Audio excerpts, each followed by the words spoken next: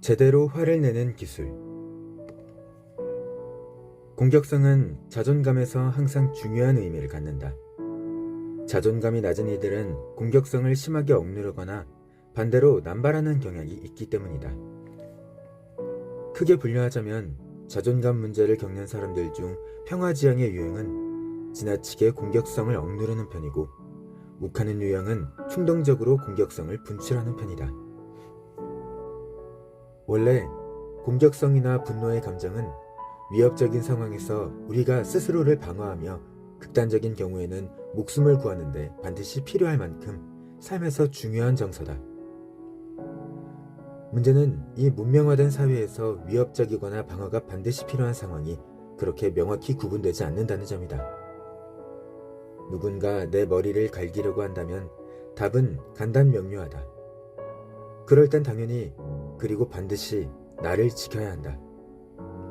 그런데 어떤 지인이 나를 보고도 인사를 하지 않는다면? 배우자가 나에게 잔소리를 늘어놓고 불만을 토로한다면? 동료가 내 제안에 콧방귀를 낀다면?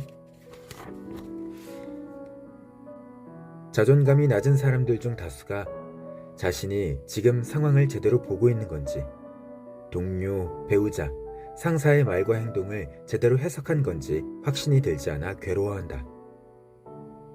내 인격에 대한 공격이 들어온 게 맞는지 헷갈리는 것이다. 설사 그렇다는 확신이 들어도 워낙 상대방을 우위에 놓기 때문에 그들과 정면으로 부딪혀볼 가능성을 고려하지 않는다. 공연히 화를 일으키지 않고 조용히 비켜가고 싶어하며 문제가 알아서 정리될 거라 기대한다. 그래서 화를 억누르고 침묵한다. 하지만 앞서 말했듯 그런다고 화가 사라지는 것이 아니다. 그것은 그 사람 안에 하나씩 켜켜이 쌓이고 어디로든 분출될 기회를 노린다. 그러므로 갈등을 꺼릴수록 도리어 내면의 공격성이 일어난다는 것을 알아차리고 스스로와 타인을 위해서라도 건강한 방식으로 그것을 다루고 조절하는 연습이 필요하다. 갈등 회피형 사람들에게는 분노가 파괴적인 것으로 보이기 때문에 그것을 위협적인 감정으로 규정한다. 이들은 무언가를 파괴하기는 싫다. 그저 남들이 자신을 받아들여주고 좋아해주길 바란다. 그래서 적절한 공격성까지도 무조건 숨통을 틀어막는다. 대부분 이 감정은 무의식적으로 자신 스스로를 향하게 되고, 그것이 오래 반복되면 몸이 아프고 우울증이 찾아올 위험에 처한다. 아니면 상대가 전혀 앞뒤 인과관계를 눈치채지 못할 정도로 엉뚱한 대목에서 보복을 행함으로써 은밀하게 이 분노를 표출한다. 혹은 수동적으로 저항하면서 상대에게 보이지 않는 벽을 친다든지, 몰래 연락을 끊거나 일부러 이런저런 일들을 있는 척한다든지, 원래 불만이 생겨난 계기와 전혀 다른 지점에서 발끈하는 등의 반응을 보인다. 분노의 감정에 귀 기울여야 하는 이유. 당신 역시 화가 잘 안 느껴진다든지 일부러 참는 편이라면 조금이라도 빨리 이 감정에 귀 기울이고 자세히 살펴보는 통로를 마련해야 한다. 무엇보다도 스스로에게 분노의 감정을 마음껏 느껴도 된다고 허락하자.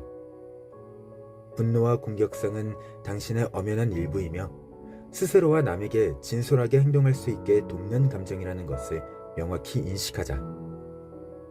특히 분노는 당신에게 해로운 관계에서 벗어나게 도와주는 중요한 전제 조건이기도 하다. 심리학자들은 이 맥락에서 분리 공격성이라는 말도 사용한다. 이는 원래 엄마와 아기의 초기 관계를 지칭하기 위해 나온 개념이다. 유아가 하나의 독립된 개체로 성장하려면 반드시 일정량의 공격성이 있어야 한다. 특히 아기가 자주성을 강하게 주장하는 반항기에는 이 분리 공격성이 요긴하게 쓰인다. 화를 터뜨리며 싫다는 말을 고래고래 지르고 자기 뜻을 관철하기 위해 엄마를 때리기도 한다.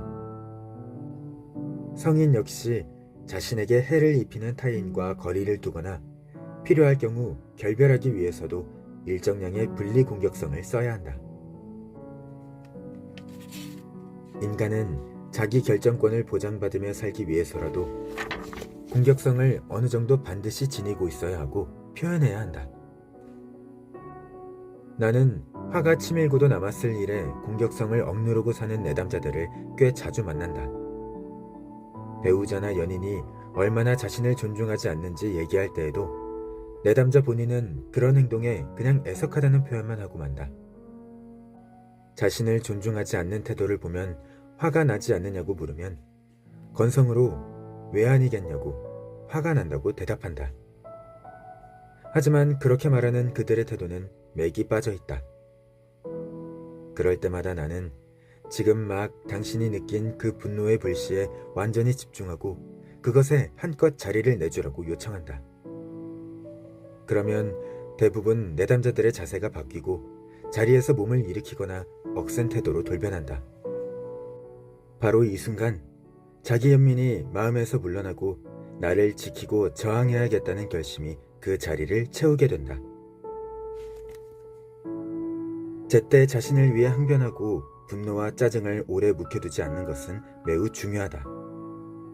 어떤 이들은 분노를 너무 오래 쌓아두기만 해서 결국 분노가 불안을 능가하고 압도해버리는 사태가 벌어진다. 불안의 수위가 워낙 높다 보니 그것을 이겨내려면 분노의 강도 또한 무섭도록 거세야 한다. 그럴 때 이 폭발력은 모든 것을 날려버릴 만큼 엄청나다. 그때까지 이 사람의 마음속에 어떤 동요가 일어난지 전혀 눈치채지 못한 상대방은 깜짝 놀랄 수밖에 없다. 이런 분노의 폭발 현상을 보면 화는 불안을 이겨내는 확실한 특효약이라는 사실이 입증된다. 다만 이 사회에서는 분노가 되도록 문명화된 방식으로 표출되어야 하고 화가 최고조에 다다르기 전이어야 그것이 가능하다. 부풀 대로 부푼 화는 모든 것을 회복하기보다는 파괴하기 쉽기 때문이다. 화를 제때 인지하지 못하고 또 제대로 표현하기 힘들어하는 이들을 위해 다음 5가지 단계의 분노 조절 전략을 추천한다. 1단계. 자기 마음을 들여다보고 혹시 분노를 불러일으키는 상황이 있는지 찾아보자. 그리고 그때 올라오는 감정을 가만히 내버려 두자. 2단계. 이 분노를 가만히 지켜보자. 그리고 생각해보자. 정확히 남들의 어떤 행동이 당신을 화나게 만드는가? 3단계. 이 분노가 자신과도 상관이 있는지 분석해보자. 이 분노는 정당한가? 혹시 이 감정이 당신의 열등감에서 오는 것은 아닌가?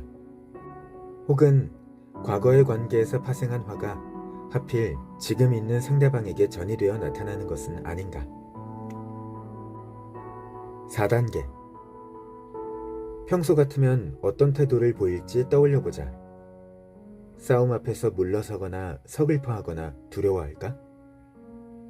그냥 패배를 인정하거나 침묵하거나 보복하거나 아니면 더 이상 화를 안 느끼게끔 화를 낸 계기를 어떻게든 무마하고 얼버무릴까? 5단계. 상대방과의 갈등을 어떻게 하면 적절한 방식으로 해결할 수 있을지 생각해보자. 앞서 등장했던 여러 가지 소통 수단을 참고해도 좋을 것이다.